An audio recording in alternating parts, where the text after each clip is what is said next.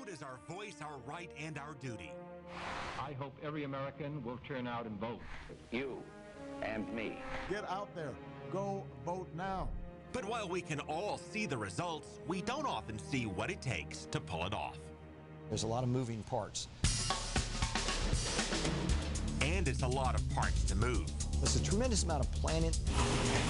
Ballots have been flying out of the Hillsborough Election Center for weeks.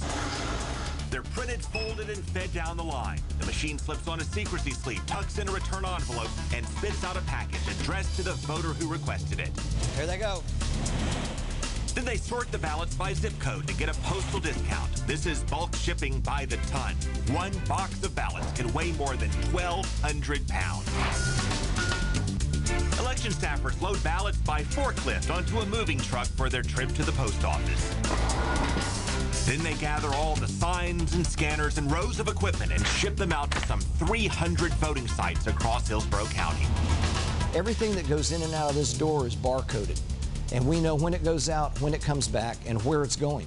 But that wasn't always the case. No, everything was pretty much stacked in a corner. Craig Latimer was part of a team that took over after a slew of problems 6 years ago. I forgot all of them.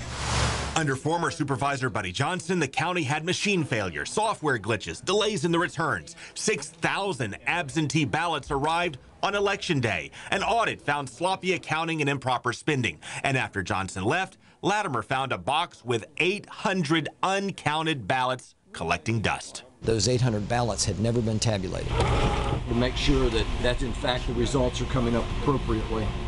But as the current supervisor of elections, Latimer worked hard to restore public trust, and it showed in 2012. While other parts of the state had reporting delays and 7-hour lines, the Secretary of State cited Hillsborough as a model for doing it right. I'm used to planning and I'm used to training, and we certainly started a lot of that here.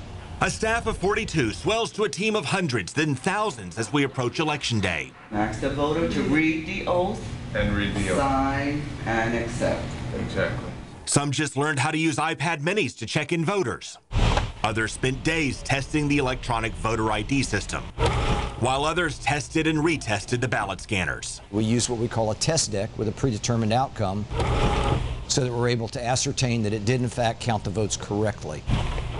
And between all of the testing and planning and training, Mr. Latimer. Thank you. Latimer reaches out to citizens. In this case, new citizens, to encourage them to vote. And after those votes get counted, he'll store the paper ballots among the millions of other pages from elections past. And then gear up for the next campaign. We get excited about elections. So whatever happened to those 800 uncounted ballots that Latimer found when he arrived? Well, those were cast in a race in Temple Terrace. Latimer brought in the affected candidates. They took a closer look and found out that it did not affect the overall results. Of course, we'll see the results of this election on Tuesday night. Reporting in the newsroom, Craig Patrick, Fox 13 News. All right, Craig, and if you're planning to vote tomorrow, here are the top 3 things you need to know. You can only vote in the polling place assigned to your precinct. Also, make sure you bring a valid photo and a signature ID. And if you received a vote by mail ballot but would rather vote in person, you should just bring that ballot that you received in the mail with you, and that's fine.